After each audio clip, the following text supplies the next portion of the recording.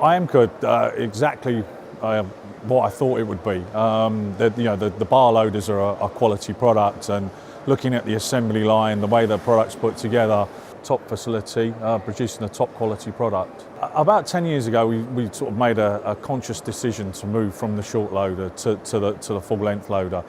Many reasons: speed, setup times, rigidity. We find that with a full length loader, we get all of those pluses. And when you look at the payback, it is a no-brainer.